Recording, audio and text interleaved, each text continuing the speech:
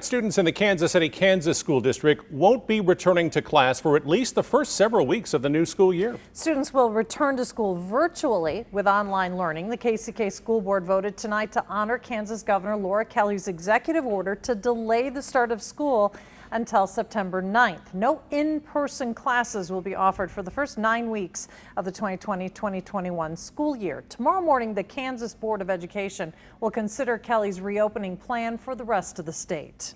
Kansas City, Missouri's mayor and health director are recommending school districts operating in the city delay the start of their new year until after Labor Day, and they want those districts to have an online learning plan as a backup in case of another COVID-19 outbreak. And I think this is successfully, hopefully, buying us time to make sure we're ready to address all the issues we'll need, particularly as we get to the cold weather months when we might see further spread. New tonight, parents react to the mayor's announcement encouraging districts to delay the start of school until after Labor Day. KMBC 9's Brian Johnson reports on the impact this has on families. Classrooms could remain dormant and summer break extended for more than a dozen districts in Kansas City because of record new COVID-19 cases. I think there was a lot of maybe a sigh of relief as the cases have continued to grow. Andrea Solarino has twins in first grade at Hale Cook Elementary. She works from home. Her husband is furloughed. What happens to the staff if they get sick? What happens to a teacher? We've had a huge sub shortage for years. And how do you get people to come in there and help a classroom? It's just a lot right now. It is. Kayla Johnson is a single parent working remotely. She herself returns to school this fall. That's in addition to her daughter returning to Border Star Montessori. Do we have enough resources to teach her at home?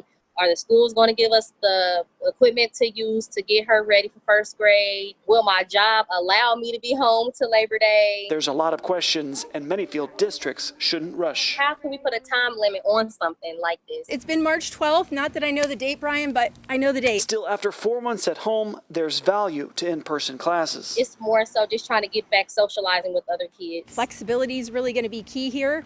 I think we're going to have to make a lot of changes. The main thing, parents say, stay positive for children.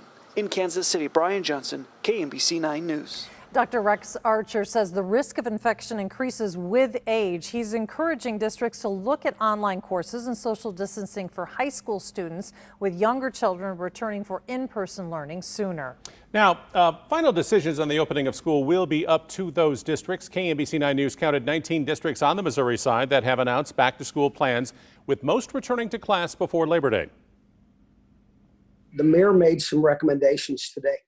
It was not a mandate. It was not urging districts to do anything, but it was a recommendation to consider as they move forward with the start date of school. The Kansas City, Missouri district has already announced it's starting the new year with virtual learning. And tomorrow night, Shawnee Mission School Board members will talk about Governor Kelly's reopening plan in Kansas. That meeting will be shown on the district's homepage starting at 6 in the evening. Things will look different if kids return to the classroom this fall. Tonight, KMBC 9's Alan Shope shows us how one local company is already outfitting the Blue Valley District with protective barriers.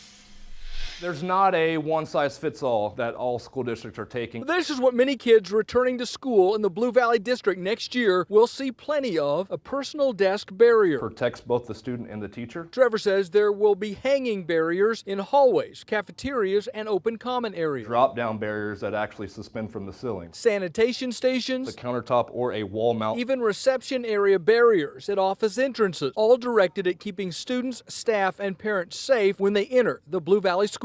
Conversations just with what's next. Trevor says districts are reaching out to them, brainstorming with all kinds of ideas, trying to find ways to make schools safe. Individual student face shield protection is also something that could be used. We know that that's going to be a challenge for younger children. Trevor says there is no doubt if and when school starts back up this year, it's going to look different.